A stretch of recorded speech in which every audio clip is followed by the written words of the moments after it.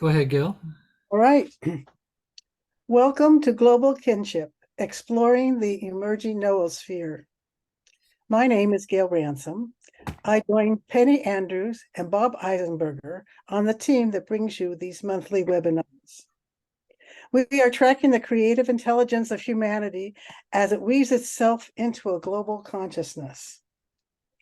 Pierre Teilhard de Chardin in 1923, and now Brian Swimme in 2023, refer to this global convergence of heart, mind, and imagination as the noosphere.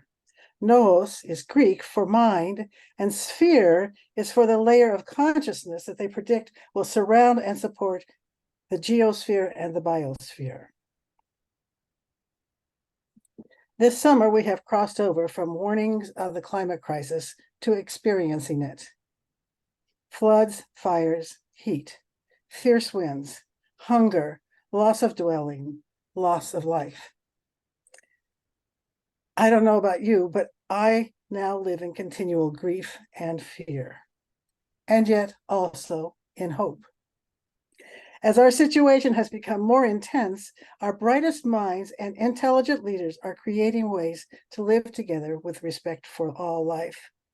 New kinds of fuels, renewable sources of energy, passive ways to reduce heat islands, shared housing, new ways to grow food, secondhand shopping, more and more and more and more bicycles, plus cell phones, TikTok, YouTube, the World Wide Web, and the very platform we are using, Zoom, are creating a web of communication around the world, which is constantly weaving humanity closer together. People are requiring less in material wealth and looking for more in communal wealth. Nothing like fear to get us going. Okay, our guest today, Joe Brewer, is one of those creative young minds who is promoting healthy communities and sustainable solutions for our predicament. Because some of you have asked how it works, let me take a moment to lay it out for you. By listening to Joe today talk about his work in bioregionalism and regenerative agriculture, we are inviting his vision, purpose, and expectations to enter into our own consciousness, thereby expanding the noosphere through us. Those of you who meet for our meditation sessions on Friday morning and Monday evenings after each webinar, add positive intent for his work and to make it grow even more fully. We will be weaving the noosphere as we meditate. Here's how Brian Swimme suggests we proceed. Whatever mysterious force that has been at work throughout all these years has not gone to sleep or retired just because we humans came along. All you have to do is let your consciousness be flooded by that force, and you will know what to do. Let's just take a moment to let his words sink in, and then we'll turn it over to Bob.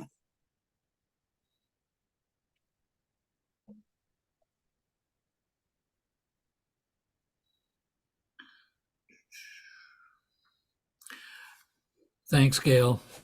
I just have a couple of brief words on the housekeeping side of things. We ask that you remain muted, and I think everybody is at this point, but please check if you're not until it comes time for our Q&A. And at that time, when we ask for questions, I will ask you to raise your hand by going to the reactions button on your Zoom toolbar and click raise hand, and that'll let you join the line, and we'll get through everybody in sequence. And now Penny has a few words for us, please. Good morning, good afternoon, and good evening, everyone.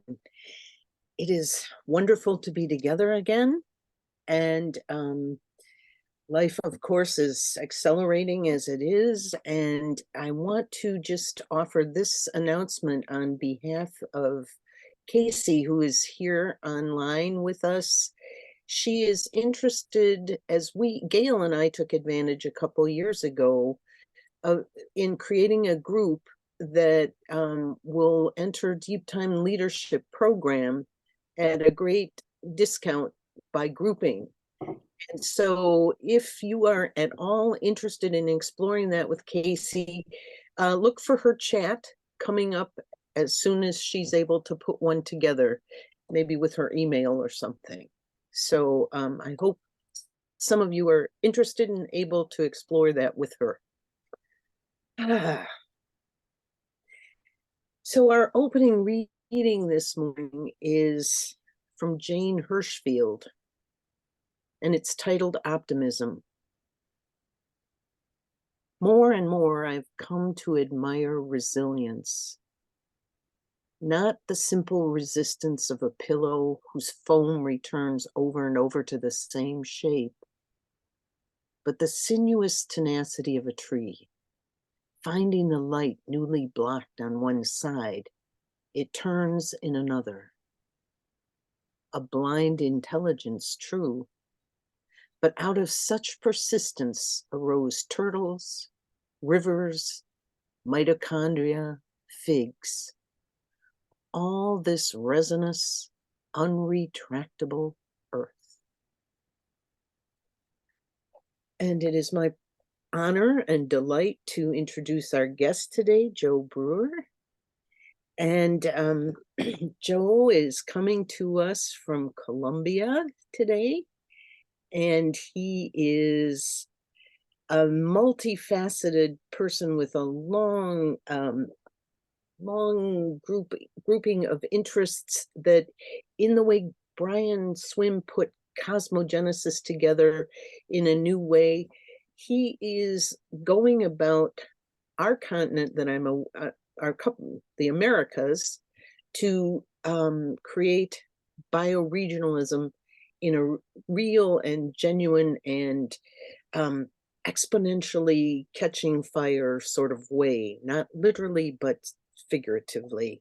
And I am thrilled to have him speak to us today about this all-important concept of bioregionalism that Thomas Berry talked about back in his day as well. And maybe it goes back further than that, but I leave that to Joe to share and catch us up with what he's doing and what he's about.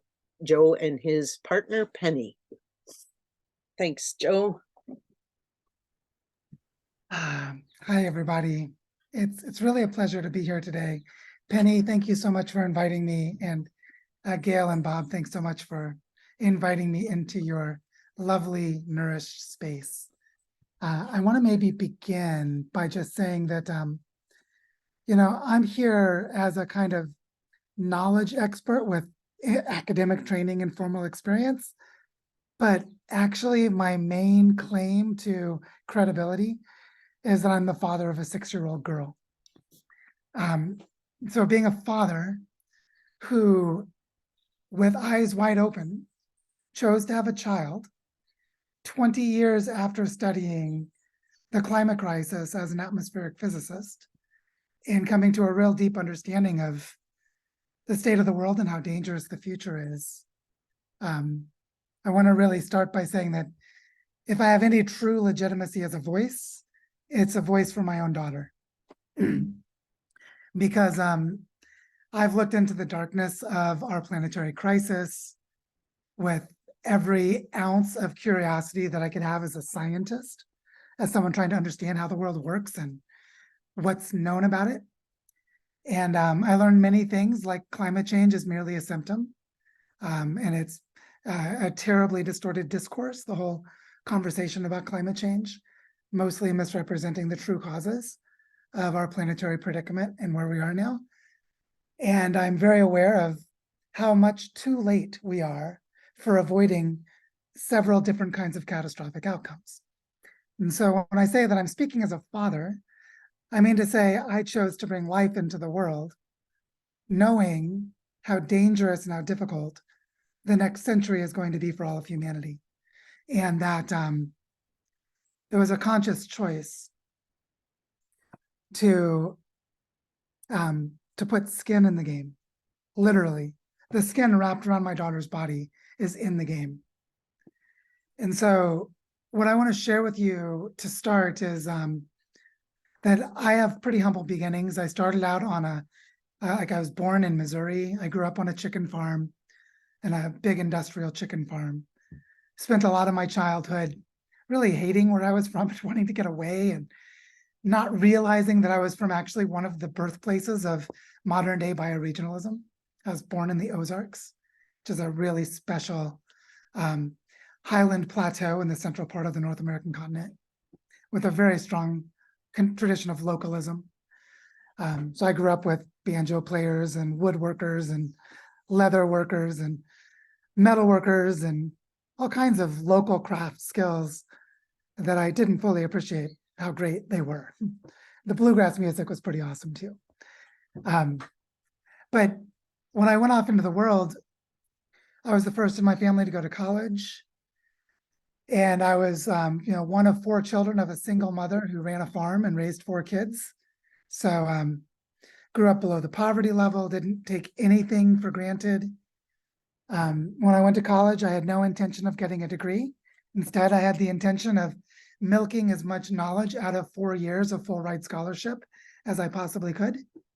So I ended up inventing a major in physics, philosophy, and dance and combining them together. I was one of those kids that couldn't sit still. So I was sort of a dancer by body type, by neurophysiology. Like I could, for me, the sofa was a jungle gym. It wasn't a place to sit. And I did martial arts and I did theater and I had a really strong sense of my own embodiment. But I also studied physics and philosophy and got really interested in complexity science. And that was actually the path that took me to studying the dynamic Earth. So I became an Earth system scientist in graduate school and a complexity scientist.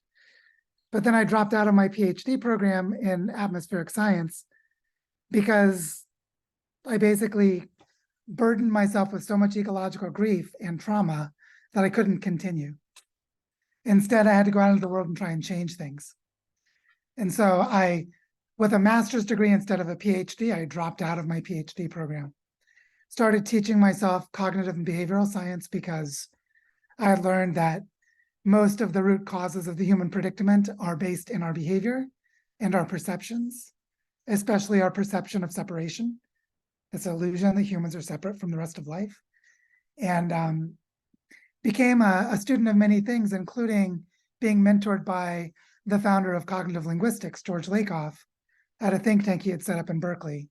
And so I ended up becoming an expert in frame semantics and spent about 10 years teaching and guiding and doing work with social movements, applying cognitive linguistics to political discourse and trying to help social change efforts. And along the way, I became an expert in cultural evolution. And I'm actually one of the co-founders of a scientific society for the study of cultural evolution. So I have this sort of accumulation of different kinds of knowledge, which could be like, the 3 blind men looking at different parts of the elephant. And I ended up finding myself in a place where I started to see that I had accumulated enough of other people's ideas that I could actually see what was increasingly, like fewer and fewer possibilities for humans to get to sustainability at a planetary scale or even to avoid extinction. And so I was very depressed for an extended period of time. It was helpful that I had manic depressive cycles as a kid and was suicidal as a teenager. Those ended up helping me build coping skills for ecological grief as an adult. And I came to a place where I had seen like I said, from enough other people's ideas, I'd seen that there really is a pathway to regenerate the entire Earth. But one of the key elements that's probably the hardest piece for most people is to come to full, honest acceptance of where we are in the process of planetary collapse, to basically get to the place of acceptance in our own ecological grief. And then, as Paul Chafurka says, to go beyond the grief cycle to receiving the gift that comes after going through a full grief cycle, which is also the place where Joanna Macy's work flourishes. Joanna Macy talks a lot about grief, but she is, as my friend Michael Dowd would say, she is fully in the place that is post-doom. You go to a place of doom and then you move beyond it.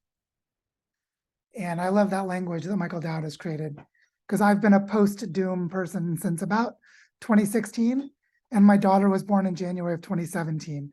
And those two moments in time correspond intentionally. That only when I got to a post-doom place could I bring a child into the world. And so what I want to talk with you about is how surprising and how deceptively simple place is in regenerating the earth. Because it's really deceptive. It's deceptive not because it's hard to see, but because it's hard to see how big it is. And this is why, going back to my rejection of my Ozarks roots in Missouri, and then learning that the first bioregional Congress was held 10 miles from where I was born, just outside of Springfield, Missouri, a year after I was born. I was born literally into the bioregionalism movement with no clue that it existed. And I discovered bioregionalism maybe in like 2018, 2019, as a coherent way of thinking.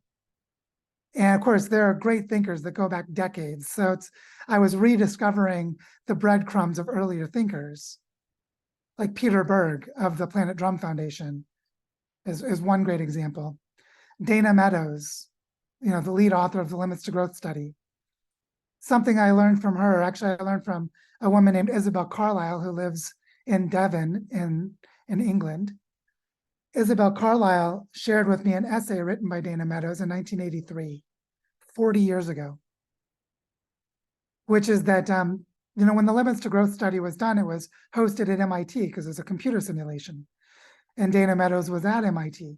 But that study created so much controversy that a group of scholars from all over the world gathered at a lake in Hungary, Lake Balaton. So they called themselves the Balaton Group. And then for 10 years, they hosted meetings all over the world. And in 1983, about 10 years later, Dana Meadows wrote an essay called A Brief History of the Balaton Group, just to say, what did we learn in these 10 years? And what she said was, this is 40 years ago. She said, basically, I'm going to summarize, I'll paraphrase. She said, the only way for us to get to planetary sustainability is to organize ourselves as local living economies where each place has such a unique ecological and cultural endowment that we cannot create technologies that can be transferred from place to place. That's pointless. Instead, what we need to do is cultivate the capacity to build technology and institutions appropriate to the cultural and ecological endowments of place, and that each one is held within a bioregional learning center. So Dana Meadows said this 40 years ago.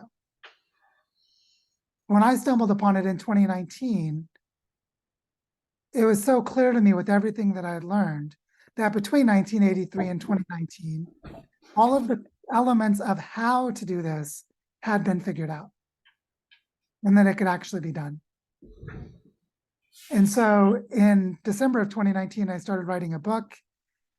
And on December 29th of 2019, I invited people to join a study group to read chapters of the book. That study group was called Earth Regenerators. Quickly grew to 2,000 members, and then beyond, grew to over 4,000 members, people all over the world. And I published my book into that community with help. It was actually created as a labor of love with the members of the community, creating a book called The Design Pathway for Regenerating Earth. And the key focus for holistic interventions is the scale of the bioregion. So let me briefly explain what a bioregion is, just so we can all have a common understanding of it. Bioregion, as the word suggests, is just the abbreviated form of two words, biological region. And a biological region, you can understand it like as a biology term. It's the geographic range, the spatial range, the range of spatial contexts in which the whole life system of an entire population of an organism can exist. So I'll give you an example. A starfish, like I used to live in Oregon, and on the Oregon coast, there are these intertidal zones with tide pools. Starfish have a bioregion that is the intertidal zone. Starfish don't live above or below the boundaries of the intertidal zone. So the geography of the entire life system for a population of starfish is the intertidal zone. Now, if you want something more complicated, you could look at the boreal forests, which span the Arctic Circle of North America and Eurasia, and you would see the biological region or the bioregion of boreal forest as an ecotype is basically the Arctic Circle on land. Any land area within a fairly large range of latitudes spanning all the way around the circumference of the northern hemisphere of the Earth. Now, if you apply this concept to humans, it gets interesting because part of the geography for the life system of an organism is the behavior of the organism, which includes how the organism organizes its economy, how it organizes its worldview if it has a semantic system like humans do, and which technologies and which energy sources are available to it, which means human bioregions are bounded by ecology and by cultural identity shaped by the organization, technology, and institutional structures of the human culture, which makes bioregions really flexible and really complicated. And so one of the major reasons that bioregionalism died out was these intense arguments about how to define the political boundaries for the cultural identity of a bioregion. You know, humans are pretty good at fighting over politics. And so one of the main ways that bioregionalism broke down was trying to determine the boundary. And so this has created all kinds of controversies. For those of you who know about the state of Jefferson as a movement in Northern California, which is a secessionist movement to separate from the United States, that's a bioregionalism movement. But where are its boundaries? They're heavily contested. And so now what I want to do is bring something to us that the bioregionalism movement did not have in the 1960s and 1970s. It didn't have it in the 1980s or even in the 1990s, which is the bioregionalism movement did not have Earth system science. Earth system science is the integration of all of our knowledge about the dynamic Earth, which tells us the naturally occurring nested levels of reality for the Earth. I'll give you an example. If you look at the Pacific Ocean, the temperature at the surface of the ocean fluctuates. So sometimes it's warmer than average, sometimes it's cooler than average, which creates an oscillation in temperature, which we've given this name El Nino and La Nina, which is actually a statistical pattern of temperature changes on the surface of the Pacific. But that pattern is really important because where the temperatures are hotter or colder in the Pacific changes where the jet streams are. And the jet streams are anchored to our weather patterns. And our weather patterns tell us what kind of climate we have. Right? If you have consistent, like for those of you who live in the Pacific Northwest in North America, which has the bioregional name of Cascadia, you'll know that in the winter, the jet stream makes this omega pattern, the capital letter omega, which is why you get 6 months of rain every day. Right? It's the placement of the jet stream that determines that very stable weather pattern, which is strongly shaped by the changes in surface temperature and the evaporation, which changes the heating and the mixing of the atmosphere above the Pacific Ocean. So it's these kinds of relationships of the Earth that are real and measurable and coherent that tell us what kind of ecological system can exist in any kind of landscape, because climate, to a large extent, determines the kind of ecosystem that exists. And so the kind of bioregion that can exist is connected to patterns of the Earth. So to have a bioregionalism movement connected with Earth system science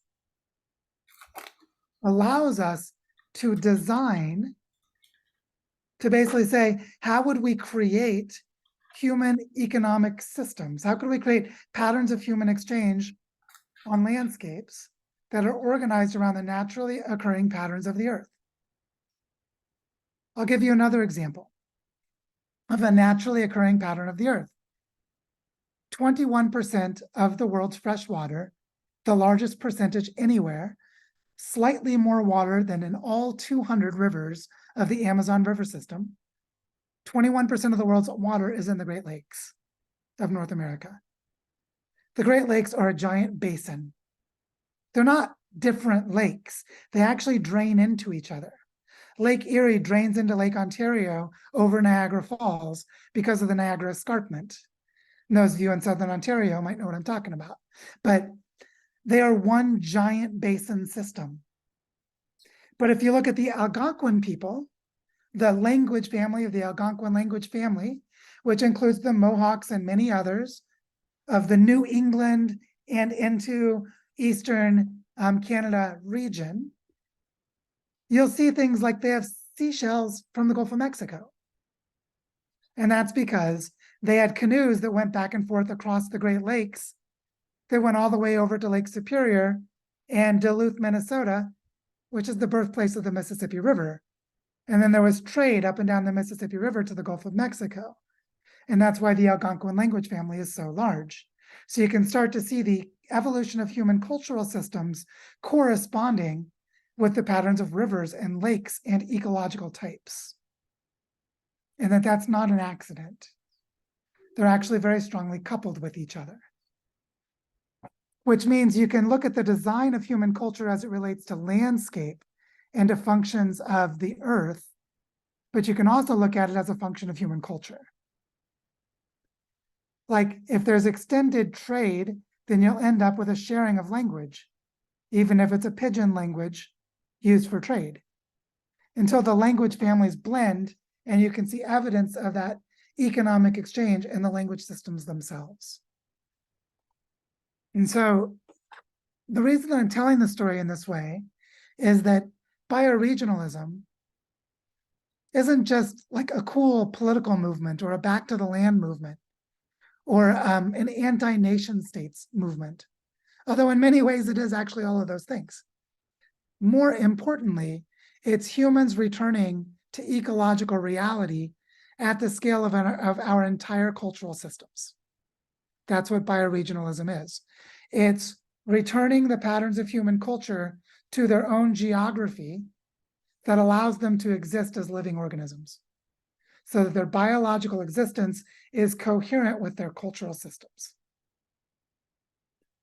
So to use the language of natural selection from biology, human cultures are sustainable when they are adapted for the long term to their environments at the level of the entire cultural system, which means evolutionary selection needs to occur at the scale of the culture. And that scale of the culture is at the scale of the territory or landscape. So one of the other pieces of this approach that's really powerful is that talking about human existence in place connected to dynamic patterns of the earth allows us to scale upward and downward. So back in June, we did a trip, a journey, a sacred journey from the headwaters of the Colorado River and Rocky Mountain National Park, traveling to several of the headwater river systems. Specifically, we went to the birthplace of the Colorado River, then part of the Roaring Fork River, the Crystal River, and the North Fork of the Gunnison River. And we visited these communities, and then we went to Grand Junction where the Gunnison River and the Colorado River meet, and then we continued down into Utah, went to the junction of the Green River and the Colorado River in Canyonlands National Park, and then continued all the way to Mexicali in Mexico to the delta of the Colorado River, which has been dead since 1967 when they opened Glen Canyon Dam in Arizona, which is when they stopped the water from getting to the Sea of Cortez. And so what we did is we journeyed from the headwaters to the Sea of Cortez to plant the seeds of the dream of regenerating the entire Colorado River. One community to the next, organized around the natural patterns of hydrology of all of the rivers draining together across vast desert landscapes. And by doing this, we could tell a coherent story that is a fractal, that goes up and down and scales, but that is coherent. So for example, when we went to Superior, Arizona, which is about an hour east of Phoenix, which is in a place called the Copper Corridor because of all the mining that's done there on ancestral Apache lands. We went to a place called Oak Creek, which actually should be called Oak River because it was so big, but it's a dead river. The water doesn't even run anymore. The old people there remember when the water ran when they were kids, but sometime in the last 70 years it stopped. And that river should drain into the Gila River, which drains into the Colorado River, which drains into the Sea of Cortez. Or at least it would if it still ran. And so when we went to Superior, Arizona, and told people we were just in Mexicali, and we held rituals together with the Kukapa people, the indigenous people of the Delta of the Colorado River. And we told the story of having the children of the Kukapa people travel to the headwaters to the snowpack of the Colorado Rockies to learn where their water comes from, so everyone could care for the water together. We could create a story that is coherent across a large section of the North American continent. And so this work that we're doing right now has three major focal points. We're organizing the Great Lakes, we're organizing the Colorado River, and we're organizing around Cascadia, which is basically an amalgamation of the Salish Sea and the Cascade Mountain Range. Basically, if you want to think of it, it's possibly parts of Northern California, all the way up into British Columbia. It might veer over into Idaho. It includes Oregon and Washington. It includes Vancouver Island and all of the islands of Puget Sound, because that's a coherent system of culture and ecology with more than 400 rivers in it. The two biggest river systems being the Fraser River and the Columbia River, but there are many, many, many other rivers. And so we're about to do a tour, leaving in 2.5 weeks, to travel from community to community, telling the story of regenerating Cascadia. And the name for this journey, this bioregional activation tour, is Regenerate Cascadia. And the idea is to plant the seed of what does it mean to dream of regenerating all of Cascadia, which people can't even imagine right now. You know, they're fighting to keep orcas from dying in Puget Sound in front of Seattle. So to imagine, and trying to keep old growth forest on Vancouver Island from being destroyed.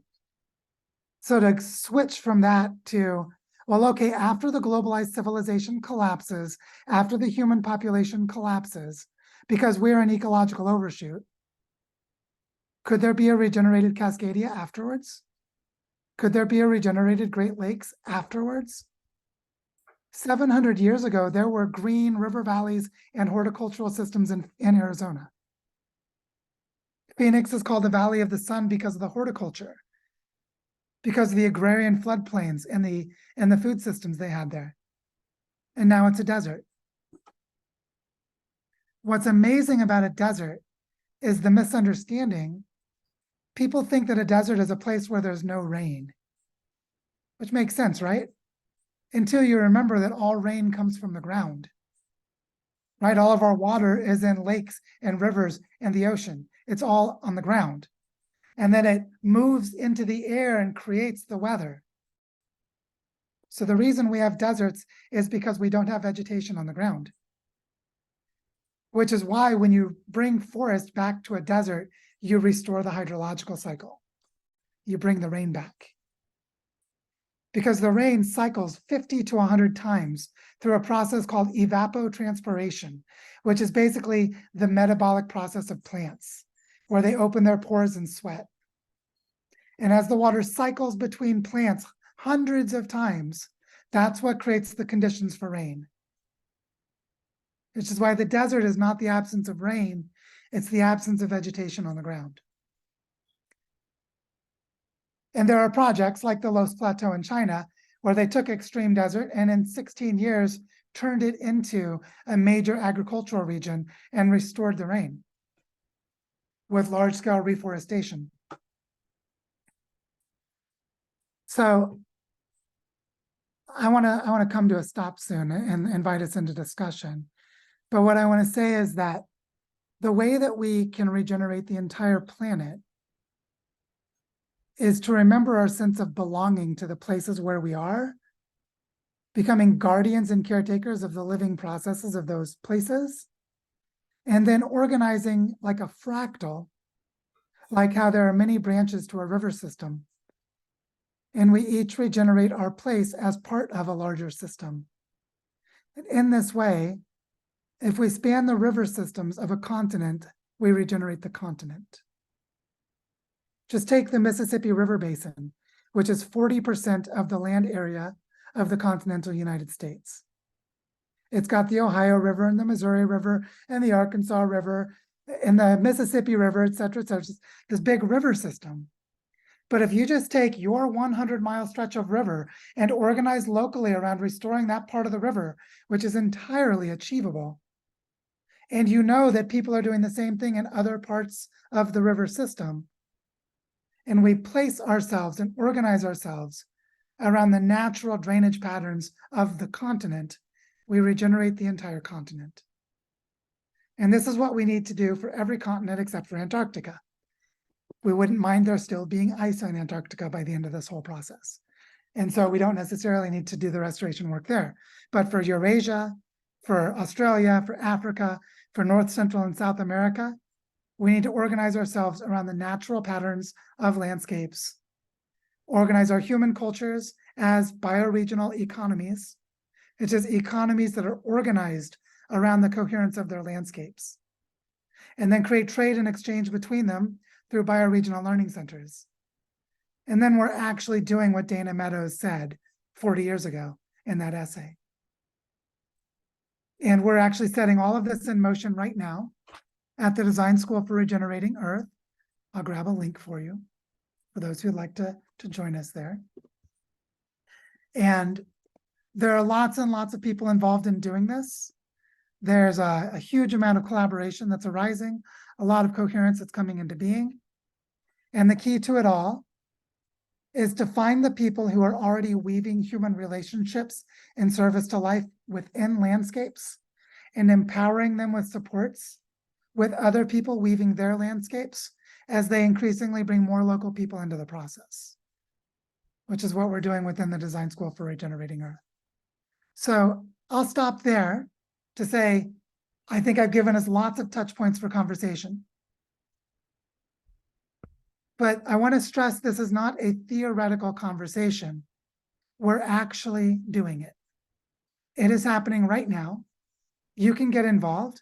You can organize your landscape. Some of you, like Bob, have recently learned that we're helping a local team in the greater Toronto area to organize. There may already be organizing happening in your landscape.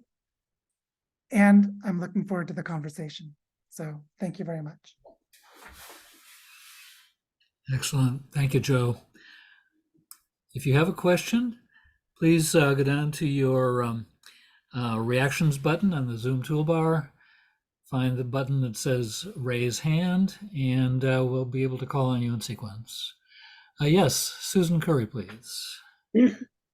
Our region has been somewhat organized around watersheds, associations, and things like that. Does your website have a place where organizations can tap into the conversation that we've just had and have them register and be, trained or more informed or connected with others? What is the region? Where are you coming in from? I'm sorry, I'm in the Philadelphia region. It's a, southeastern Pennsylvania region. Nice. Yeah, there's a lot. River, Schuylkill River. There's a lot going on there. Yeah. The way that we're organizing right now is, maybe I'll start by saying the Design School for Regenerating Earth started on March 1st of this year. But it grows out of the Earth Regenerators platform that started in 2020. And what we're doing is weaving lots of existing efforts. So, nobody's starting from scratch. And what we've started to do is we do these bioregional activation tours, like the big one we're about to do in Cascadia, and one that we did in the Toronto area, Finger Lakes area of New York, and northeastern Ohio. We did one back in February. And what happens in these activation tours is the local leaders find each other because there's so much fragmentation of effort. It's like, where do you go to find each other? Especially at the larger scale of an entire watershed. And so what we started to discover is as we do this, just basically we just give like free talks and workshops, and whoever invites us, local people in their community invite us and organize events, and we just show up and tell the story of regeneration at the scale of their local landscape and the larger continental scale structure that they're a part of. So like for the Toronto area, it was the Great Lakes, but just, there's a larger scale. And then we say, we want to help you all organize this. And they start to find each other. And then we give them supports about what is a bioregional learning center? How can you create collaborative funding and governance for mobilizing resources in your own community? There's a really important part around the design of pro-social groups that are inherently capable of cooperating around shared identity and purpose, and how those groups can manage themselves as a commons. And so it's this kind of knowledge that I'd say we teach is less the word, it is taught, but it's more like leaders with a lot of experience come and engage in learning exchanges with each other and create support systems for each other's landscapes. And so far, we're working in the Northern Andes of South America because of my work in Colombia and the networks we're collaborating with here. And then with the Northern Acadian Forest anchored in Maine, the Great Lakes starting mainly in Southern Ontario, upstate New York and Ohio, although we're starting to spread. The Colorado River Basin as a whole, Salish Sea and the Cascade Mountain Range. So it's much stronger in North America. We have collaborators in India and Bangladesh and in other parts of the world that we're starting to set up structures for. All of this is just to say we're building it as we go, and we have a lot of coherence about how to do it. And within the next 3 or 4 months, maybe 5 months, we will have the coherence for a network of websites and community platforms so that in your community, you can organize yourselves and at the same time collaborate with the others. That's the direction we're going. And we'll get there pretty quickly with our trip through Cascadia because we're going everywhere from Eugene to Vancouver. So we're going to be visiting a lot of places, and each local place is organizing. So we're building that sort of parallel organizing capacity. But I don't know, does that answer your question well enough for now? It does possibly for now. We did coordinate and organize ourselves back in 2000 to 2005 around the Earth Charter, Nice. at Earth Charter summits, and everybody who was thinking future watershed, bioregion came to those summits. Something petered out there. I'm not sure what it was, but I think there's some technology that you all have discovered that we can revive what we had going, call ourselves back together and bring in new people and go. Yeah, I think that's right. And there's a model developed by an organization based in the Netherlands called Common Land Foundation. Common Land Foundation started in 2012, so a little bit more than 10 years old. And they have a framework for working at 100,000 hectares or larger for 20 years or longer. And they figured out how to get environmentally dumb investors to understand how to give money to these large projects. Where it's like they're a good person, they have a good heart, but they just don't know ecology or ecological thinking. And so they created a language called the 4 returns. So you get a return on money, you can get a financial return, which they tend to know that one, but you also get a social return. You get a return on nature or ecological return, and then you get a return on inspiration. Guess which one's most powerful? Inspiration? 10 to 1, easily. The power of stories to catalyze the whole process, to mobilize resources, to bring more land into conservation is inspiration. And so they created this framework, and their mental model for investors to get it is large-scale infrastructure projects. Like, how would you fund a regional transit system? It's going to cost you $1 billion. It's funded for 30 years or longer. And you need a project management team that manages the process for 20 years or longer. That's the mental model. Translate that from building a light rail system to creating a regenerative economy for a watershed. And then it works. And they found it takes 8 to 10 years for regenerative businesses to be viable, which means there's a lot of public goods investment in the beginning to just sustain the capacities and integrate the capacities of all of their regenerative work until it becomes a self-organizing economy. And usually it's at that point that local governments get it and invest in it, which is why mostly it's philanthropic money up until that point, because you can't get smart investors to get that it's a good investment until the economy is already working. But they figured this out. They're working with over 1 million hectares of land in the area around Andalusia in Spain. They've been working with since 2012. And now they're working with more than 25 landscapes around the world at that scale, at these large scales.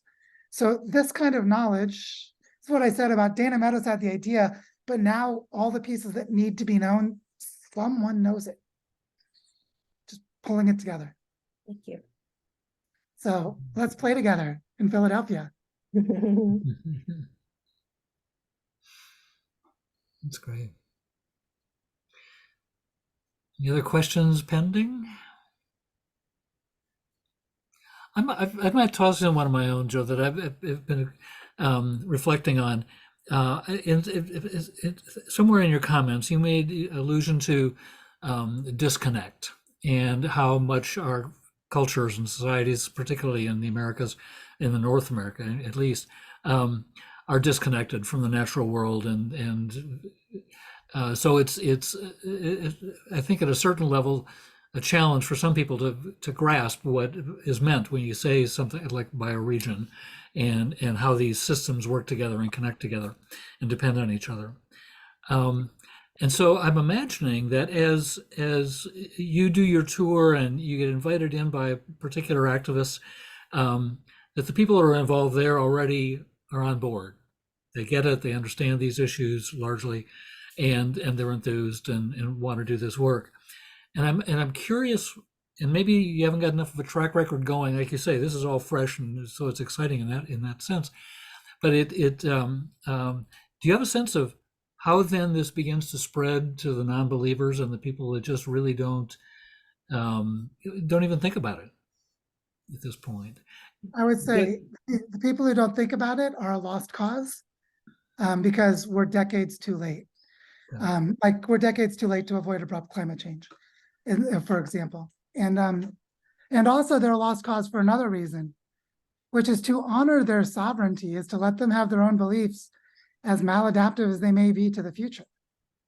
And that one of the key elements of humanity surviving during a time of rapid change is the psychological flexibility for someone to change their view, for someone to learn, which means the learners own the future. Right. And someone who is really stuck in their ways during a time of exponential change like now is just going to be more and more disoriented and more maladaptive in their strategies. Yeah. And actually, probably from the stress that creates, become more rigid to them. And so what I would say is the key to this is to organize the people who really get it so that they can build the living prototypes that work. And then catch as many of the people falling out of the broken system as we can as it goes down. Because the dominant system is dying. Like every indication tells us it's dying and is not good for us anyway. And we don't really want it. Even the billionaires are incredibly sick. And so, it's not even good for them. So my metaphor for this is composting. Because what is composting? Composting is during the death and decay part of the life cycle, nutrients are redistributed for more life.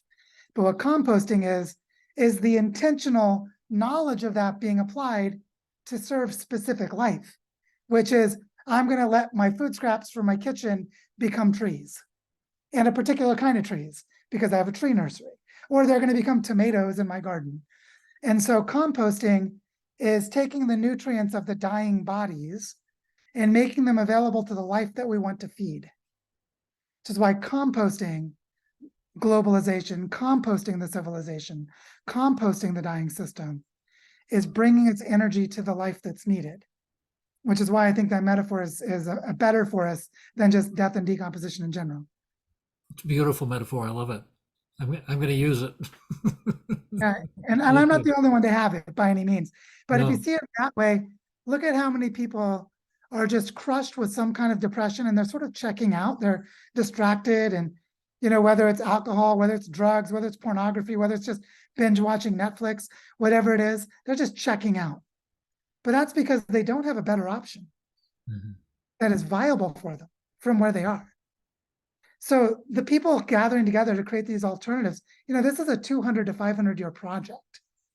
creating a regenerative life pattern for humanity on Earth. It's not like in 5 years we've built a regenerative economy for the Great Lakes. It's like, no, the current Great Lakes economy has to go away. Luckily, a lot of it already did with the collapse of industrialism. Mhm. Just look at Detroit. Luckily in quotes, because it was horrible for the people involved. Yeah. But in a sense, it has to give up that energy for it to be reorganized into new life. And so that's the composting part of it. But I hope that's a touch point into a few elements of what you're asking. Yeah. Oh, yes. Great thoughts. I really appreciate it. We have a question too from Alan. Hi, Alan. How you doing? You're Yes, on mute, thank you. Alan. There you There go. you are. Great to see you again, Joe. Good to Uh, see you too. A long time. as you may remember, I live in Portland, and so I'm in the heart of Cascadia. And I was wondering how, in the tour that you organize and the process that you put in place, you get over the artificiality of boundaries between states, between Canada and the United States. Is that how do you deal with that as part of the process, by just following what geography tells, not what the boundaries tell?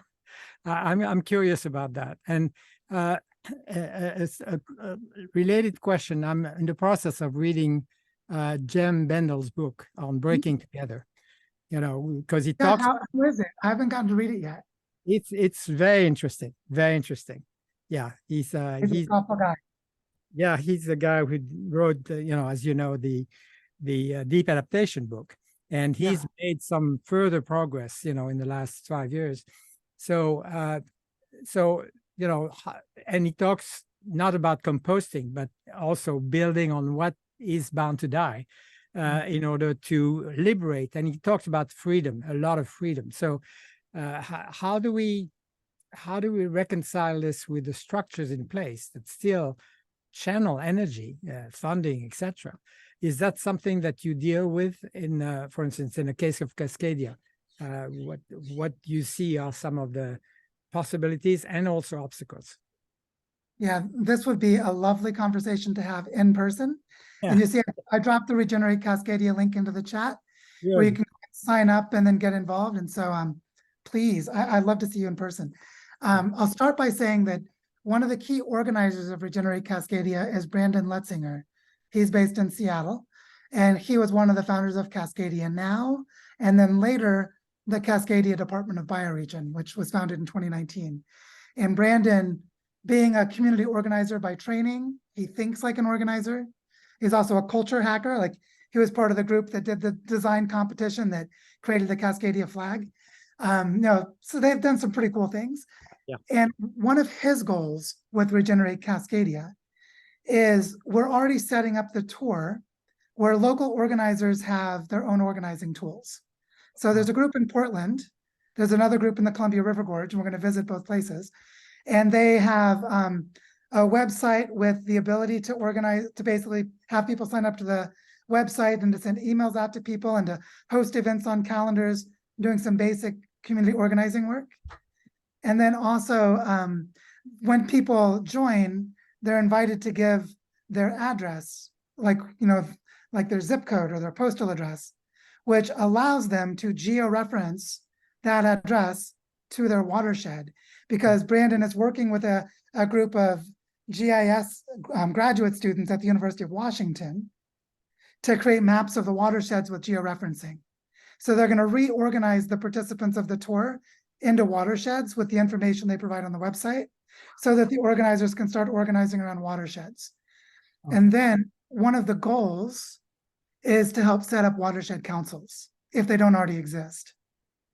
And then to start to try to mobilize resources to them. So you can see that starts to answer your question about crossing state and national boundaries. Yes. Is using the watersheds. Indeed. You get to something like the Salish Sea, of course, it gets even more complicated, but it's basically the same idea, just at a different scale. Yeah, so that's one answer. And then the other answer, or rather a commentary on a longer conversation, is that there are a lot of things that can be done with peer-to-peer governance, like peer-to-peer decision-making, and peer-to-peer funding. Yeah.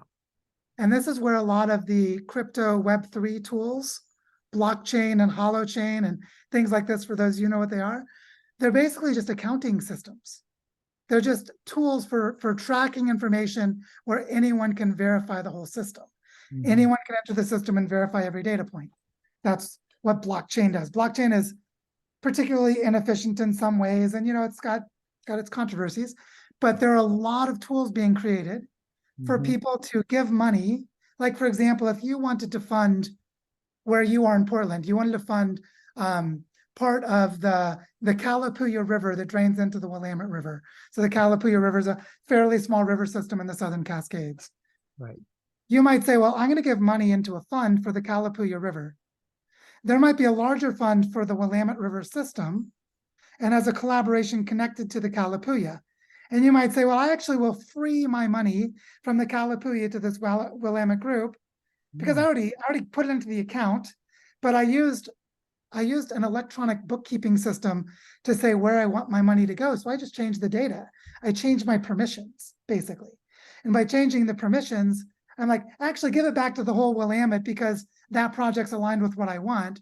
Yeah. Like, that would be so hard to do with a nonprofit right now to give them the money, but you could do that with blockchain with a good user interface.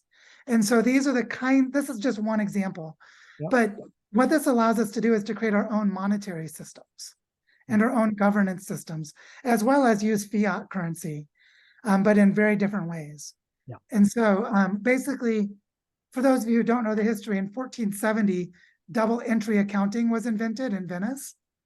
And in 1499, the first joint stock company was invented, which was the Dutch tea company, right? The one that founded New Amsterdam that became New York. And double entry accounting allowed them to have multiple investors with limited liability. It was the birth of the corporation. It was a bookkeeping system that allowed the corporation to come into being. It was the same bookkeeping system that allowed nation states to come into being, because you needed large centralized management systems. What's happened since the digital communication revolution, the internet age and beyond, is we can have decentralized accounting systems, which means we can create decentralized institutions. So we're about to transform all of our institutions. Yeah. It's in process. Yeah. Banking and all kinds of things. So there are many. It's like, oh gosh, Alan, we have so much to talk about. And you'll see if you look at this book, Jem Bendel puts a lot of emphasis on changing the monetary system, and you just addressed that. Yeah, yeah, Yeah, it's huge. It's fundamental. yeah. It's energy. It's like energy and thermodynamics. It's the life and the work of living systems. So monetary systems are fundamental. Yeah. Well, anyway, Alan, it's great to see you. I hope to see you on the tour. Would be great. Great. That's another great conversation there. Thanks. We also have a question from Marianne. Hi, Marianne. Hi, Joe. How are you? Doing good. How about yourself? It's been interesting. I'm originally from Missouri also and spent several summers of my youth in the Ozarks. I'm very familiar with the areas of which you speak. It's a two-part question that can probably be answered quickly. When you talk about bioregionalism, the first time I read it with any seriousness was from Thomas Berry. Now that's older, much older material than you've been quoting, but I wondered if he informed you to any extent. That's the first question. The answer is, how could he not? Just like Aldous Leopold and some of these other great thinkers. So yeah, I hope that's enough of an answer to start. Yes, it is. And the bioregionalism movement goes back to the beginning of life. So all indigenous cultures are bioregional, and sort of like how permaculture co-opted indigenous thinking to accidentally, but to some extent, bioregionalism has done that too. So there's a beautiful reclamation and restorative conversation with bioregionalism and indigenous cultures to be had. Yes. Whole conversation. Okay. The second thing you may not even want to go into because it's a little bit like I'm being nosy, but you're the second warrior I've met in the last couple of months who's doing things, and he takes his family with him. He takes his kids and wife with him. And I'm just very curious. Like, there you are in Colombia, and apparently you're traveling all over the place. And do you have a base, and how do you form your roots and feed your community? I mean, is it just, it can't be just where you land every time. You have to have something more stable, I think. That's all. Yeah, I don't think that's nosy at all. And actually, I think it's a really helpful question, because how to live this way is a really good, like a really important part of the discussion. So my ex-wife, we've separated, but the mother of my child, we moved to Colombia after we left the United States in 2018. We left the United States and went to Costa Rica, thinking that we could find this larger scale bioregional economy kind of work. I was invited to help create bioregional economies in Costa Rica, but it turned out to be greenwashing, and we had lots of problems and conflicts there. So, mid 2019, we made a temporary return back to the United States and then left again and went to Colombia. And the idea at the time was that we would spend a year traveling to different places to find the community that we could raise our daughter in. But we arrived in Barichara and never left. And so I've been in Barichara, Colombia for almost 4 years. We're helping to create a bioregional economy here. We've raised more than $400,000 in several different rounds. We've helped fund the purchase of land to turn it into community land and nature reserves. We've helped fund like more than 20 local projects and helped to start weaving them together. We're creating a foundation for our territory, a territorial foundation, which we've been working on for 3 years, and the paperwork will be filed with Colombia's Chamber of Commerce next week. So we're legally constituting a foundation. And so my shorter answer is, somehow the Northern Andes placed roots in me.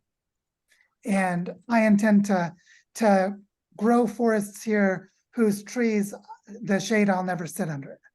And so one of the goals for me when we started looking out into the world for where to live, one of the dream that I had, like my personal dream, was I wanted to find a dead river, like a river that had dried up and died. And I wanted to bring the river back to life with my daughter and the other children of the community. Because I wanted the children to grow up where it's just common sense. If the river's dead, bring it back to life. We know how to do it. And so I came to Barichara looking to see if this would be the place that I could do that. And then I haven't been able to leave. And so so the real answer to your question, I think, is a question of how do we find where we belong, is like the bigger version of the question. And I was sort of shocked to see how much the local hardworking people of Santander, Colombia, this region, how much they're just like pragmatic, no nonsense, distrusting of outsiders. They're like people from the Ozarks. They're so much like the people from the Ozarks. And these are hardworking people, and they're skeptical. And I've been accused of being a drug dealer and a satanic rituals and indoctrinating children and all kinds of stuff that would happen to me in Missouri too. And then of course, then we sit down and have beers together and we're friends. And it's just, humans are complicated. And what I found is that I'm in the place where the Andes make this turn toward Panama. And this is the junction. There's a network of trails going back 13,000 years or longer. That was the trail of connection that brought tobacco to North America.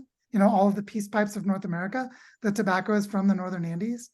Cotton is from the Northern Andes, and it found its way into North America. All these relationships. Coca, it's famous for cocaine, is this amazing spiritual plant that has been bastardized like tobacco has. And all of these things are from here. So for me, when I came here, I started to heal in ways that I couldn't in my own landscape, the one of my birth, but that this landscape accepted, and sort of like the mother accepting the baby into her bosom, I just have been pulled in. And so I'm here. I have a food forest that I've been working on for 2.5 years. We've been setting up biological corridors where we're helping reforestation to create migration patterns for animals, and there's education work and healing work and economic modeling work, and because there are lots of people in the community doing it. And so I'm stuck now. Like, the community took me. And so that's my answer, I guess. So, and in closing, I just want you to know, I will remember you. If I forget Joe Brewer, you are the warrior composter. And that should be, your book should be Warrior Composting. So thank you, Joe. No, thank you. And that was a great question. Thanks, Marianne. Pat is up next. Okay, thanks. It's so good to see you again, Joe. I connected with you when you wrote your book or your paper, and at the time you were in, I guess you were in Colombia, and I thought you were in a community that you were putting together to grow your own food and everything. And I live in San Geronimo Valley in Marin County in the Bay Area in California. And so I've been here 45 years. This is my home. This is my place. Thomas Berry, The Disconnect, discovering the importance of place, the whole spiritual connection, the Miwok people here. I took a permaculture course because I thought from what I learned from you, I needed to know how to grow food and know my own region and know what it could do for what I could do for it and how I could live off it. I wanted to make a community here of people of like-minded. And I'm 81. I just don't have the energy or the understanding that you have. And I'm wondering, are there people that you know that I can connect with and who are much further down the road with where you are in San Geronimo Valley, in the Bay Area, in West Marin? I need those kind of people because I just don't have the wherewithal. So I wanted to organize my valley. I haven't done it. So if you know anybody, I'm just how can I give you my email or something? Or Well, I mean, you could just send me a message in chat and give me your email and we can chat for sure. okay, I know people in like Sebastopol and sort of around there. It's not too far from. Sure, yeah. I've got a good friend in Sacramento who does urban tree farming, but he knows a lot more. A guy named Dominic Alamano that would be good for you to meet. And then there's Jonathan Kabat, who's working up more in the Redding area with the Klamath River. I don't know if you know Jonathan Kabat, but he'd be a great person for you to talk to. Anyway, drop me your email and we will definitely chat. Okay, I'll drop it in the chat then, right? Yeah, please. Okay, thank you so much. This is so great. No, it's great to reconnect. Okay. Great. Thanks, Pat. Oops, sorry, what's going on here? Sorry. There we go. Gail, yes, you're patiently waiting in line. But so I hope you can hear me. This isn't as good of a microphone, but I'm just thinking about human nature because in the beginning where there's the fire and there's the imagination, and you find this person who knows this kind of forest, and everybody's up and going. But if you're talking about 500 years, how is it going to keep going, and how are we going to keep people from being people instead of acting like people? Which are, I mean, getting greedy, getting getting hard-edged, or forgetting the vision, and creating what we already just created, which we had the natives, the tribes all around America, mostly lived around the rivers. A lot lived around the rivers, and then here we came. They didn't change, but we came and changed what was going on, and so it's not to have that happen again somehow, so that we don't become an industrialized nation world again in 1,000 years or even sooner. Maybe that you can't really answer that because you don't know, but it comes to my mind that people, as you said, are complicated. Well, actually, there is an answer to that question, and one of the most eloquent ways it's been described is in the work of Michael Dowd, when he talks about cultures that are pro-future. But more specifically, the way I like to say it first is that while it's not the case that all indigenous cultures are sustainable, it is the case that all sustainable cultures that we know of are indigenous, right? Like, to recognize there's something about indigenous cultures that are able to be sustainable. And notice it's not all of them, but there's something about them. And it turns out, what Michael Dowd did is he just surveyed a lot of cultural anthropology research and a lot of religious studies research. And then when you look across it, you see a pattern. And the pattern is the cultures that treat the ecological functions that their survival depends upon as though they are persons with spiritual status and they're endowed with the sacred. Those are the cultures that are pro-future. So for example, you need the river, right? You depend upon the river for your survival. The river is a person. The river has a name. You tell stories about the person. You sing songs to the river, right? You have a personal relationship that's managed through ritual and ceremony and storytelling. And you act in a way of guardianship toward the well-being of the river as family, as kinship.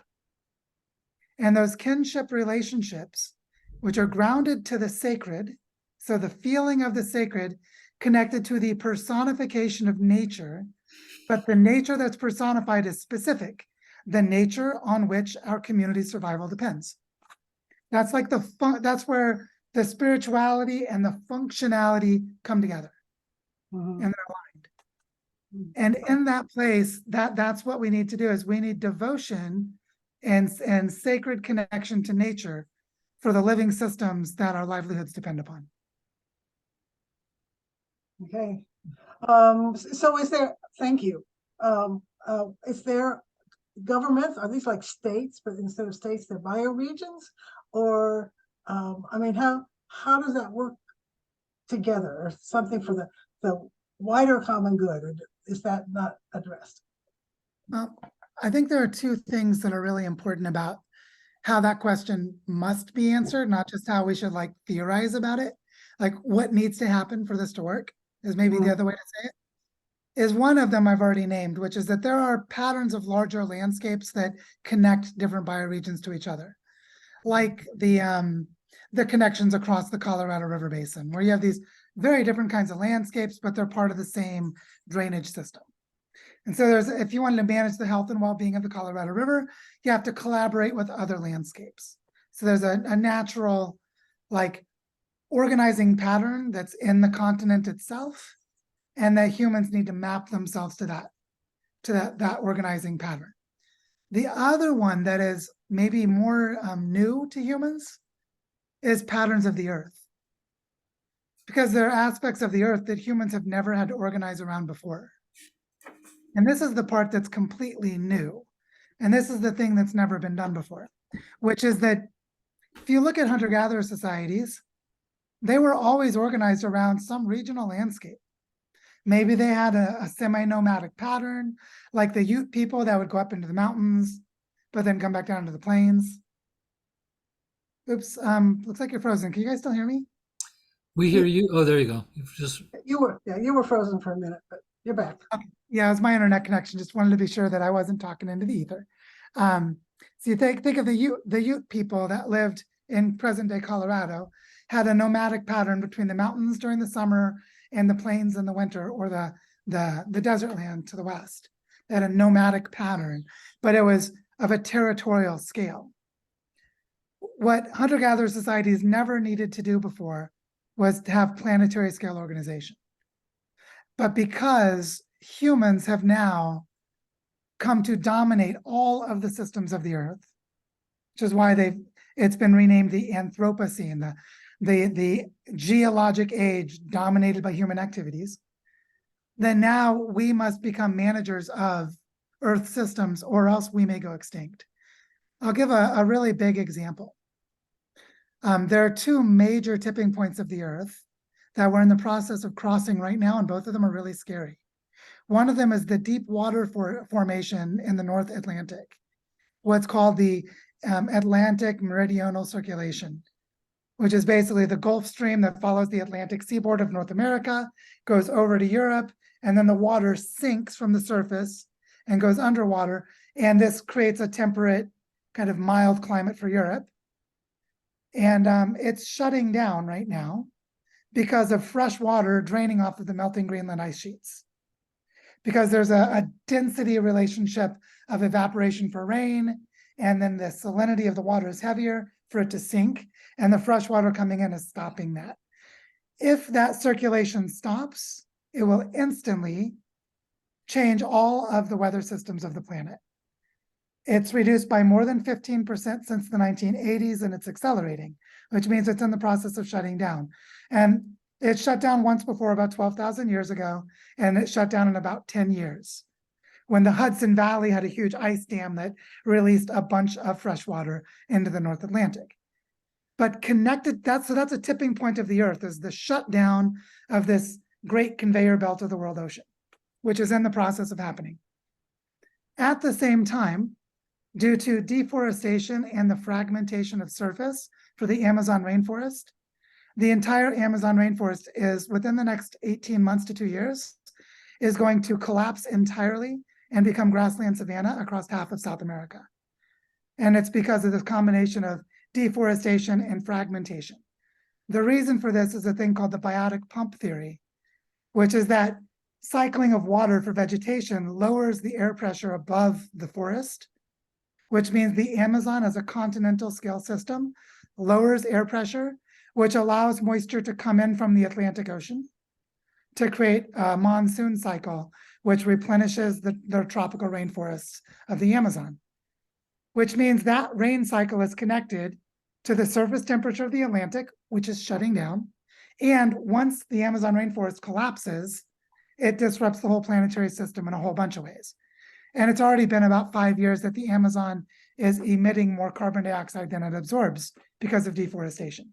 And so we're in this place where humans have to think at a planetary scale, which has never been necessary before. So to say, how would we restore the Amazon rainforest? It's like 200 rivers. You have to have coordination across half of a continent. And how would you restore the thermohaline circulation of the Atlantic Ocean? You'd have to stop ice from melting off of Greenland, which is changing the planet's atmospheric temperature. And these are planetary scale phenomena. And so it's in this way that the Earth system and our knowledge of the Earth system becomes basic knowledge. What I mean is, it is basic and essential to our survival. We need everyone on Earth learning how the Earth system works so that they can participate in connecting the pieces. And there are all these interesting relationships. Like right now, all of the wildfires in Canada are part of another tipping point, which is the dieback of the boreal forest, which is going to release huge amounts of carbon dioxide. And of course, the fires are accelerating the process and drying it out. And so when we look at these things as tipping points of the Earth, that means we need to understand the processes and the logic of the Earth. And this is the part that has never been needed before. But because of what's happening now, it's like we're flying blind without it. Because this is just look at the weather this year. It dominates everything. If we don't understand the relationships of the different parts of the Earth, we're just confused. Whereas everything that's happening right now with the wildfires and the floods, it's like, oh, I remember reading in the IPCC's third assessment scientific report in 2003, everything that's happening is right on schedule, because I'm a climate scientist. But most people didn't read those reports, didn't know this is exactly what we should be expecting, and they don't understand how the Earth works, because it's not taught in our schools. And also a lot of the knowledge has only existed for 20 or 30 years. It hasn't infiltrated down into mainstream schools. So that's the other piece of this that's maybe a bit daunting, but like in the design school for Regenerating Earth, I teach cultural evolution and earth system science as foundational knowledge for doing the regenerative design work. It's like we design for cooperating with the Earth, and we design for how human culture works. And then we put the two together. And obviously there's a lot more involved than that, but without those two pieces, we don't even know what we're doing. We're like sort of, like I said, flying blind. So I know that opens a giant can of worms, but it's a can of worms that needs to be opened because of where we are. And yes, it's as daunting as it sounds. Wonderful recap, Joe. Thank you very much. We have one more question back up from Susan. I think we've got time for a quick reply before we reach the end of our time here. So, Susan. Thank you. The first Earth system science that I ran into was called the natural step. And I'm wondering if you're familiar with that. Okay, great. So you've gotten much more comprehensive and global about it, but that I hope that everything you're teaching also incorporates those 4 system conditions that we have to honor if we're going to be sustainable. Yeah, the natural step is a big part of the real sustainability movement, not the greenwashing alternative. Yeah, no, what I would say about, so when I was in graduate school, I went to the University of Illinois, and I had a fellowship from NASA in Earth Systems Education.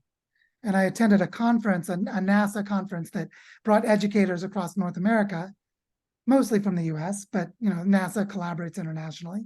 And together, about 300 of us created an agenda for 10 years of Earth Systems Science education. And this was 2004. So about 20 years ago, I was getting exposed to the quality of education that was possible. And then when I would look in our middle schools and high schools, it's embarrassing where we could and should be and where we are. Like thinking of my earth science in high school, I learned how to name the levels of the atmosphere, but no one explained to me that they actually have a functional reason why the troposphere is different from the stratosphere. Like I had to go to grad school to learn that. To learn how a cloud forms, I had to go to grad school. Clouds are awesome and beautiful and ubiquitous. We should learn about them in kindergarten. I taught my daughter how clouds work. She's 6, you know, and I'm just saying that gap between the knowledge that exists and what is being taught.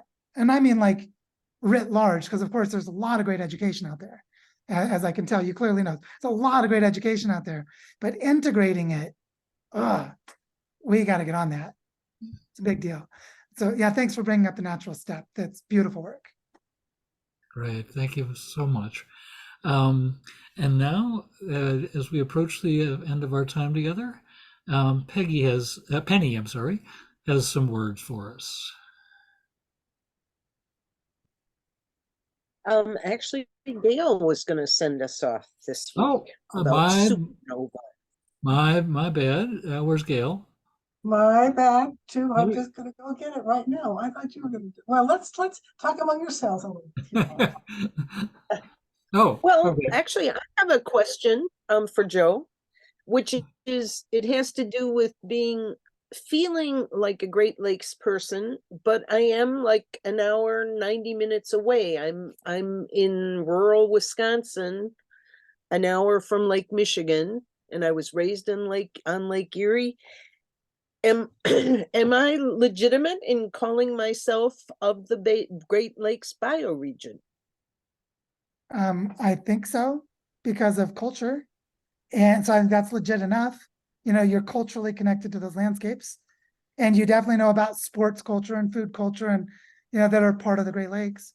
Like I know Chicago's culture really well, and just as an example.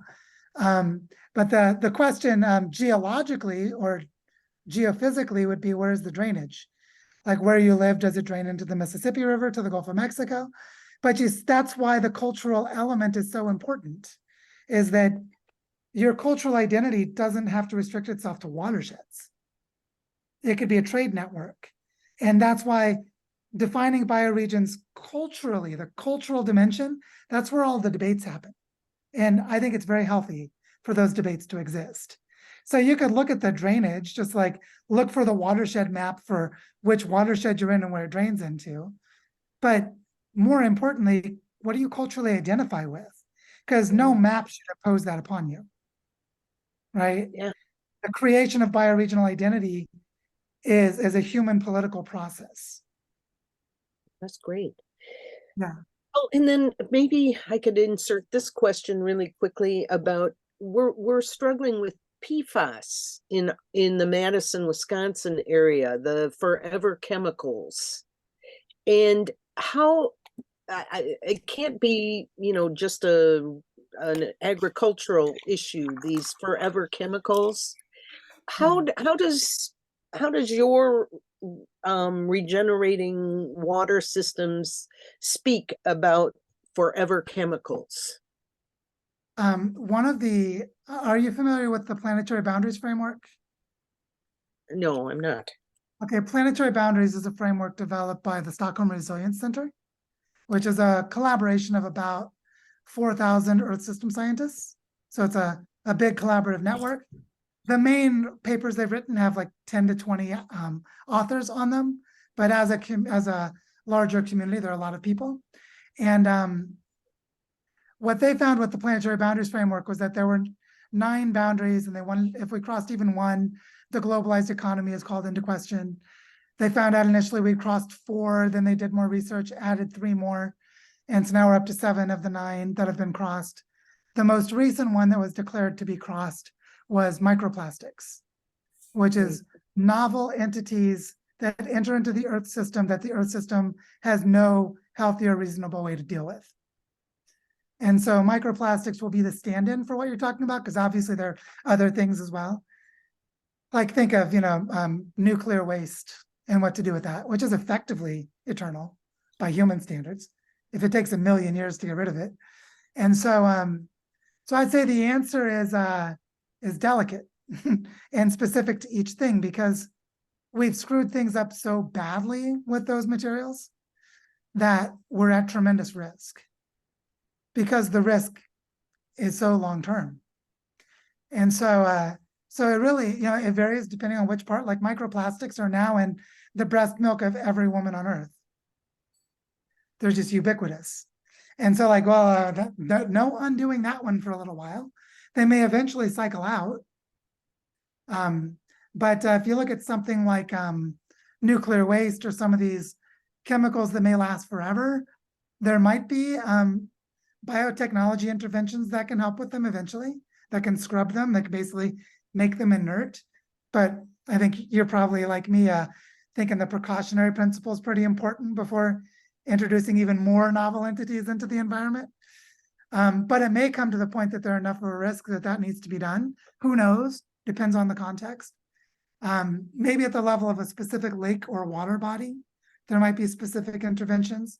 But yeah, it's so complex, there's not a single answer to the question, is the better way to say it. Yeah, thanks, Joe. Very complex. Thank Yeah, you. yeah. Oh, Bobby has something to say? I was just going to ask if I'm going to you next. I think I am. All right. Okay, so thank you, Joe. We came to that place we don't want to recognize exists at the very end here of these questions, but we need to know that and have that accompany us, as you said, the doom accompany us in our work forward.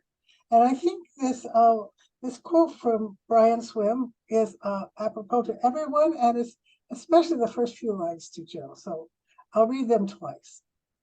We are each a kind of supernova where we have been given a particular set of gifts by the universe.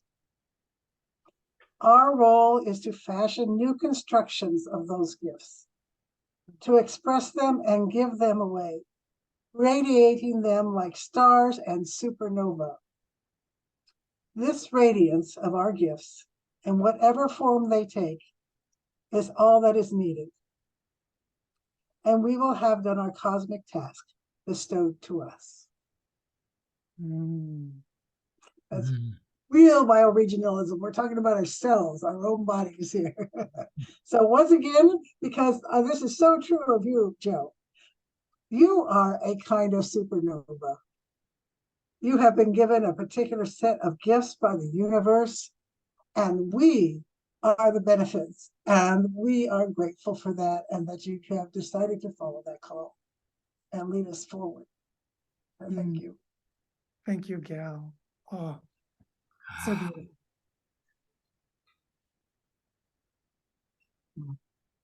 And thank you, everyone.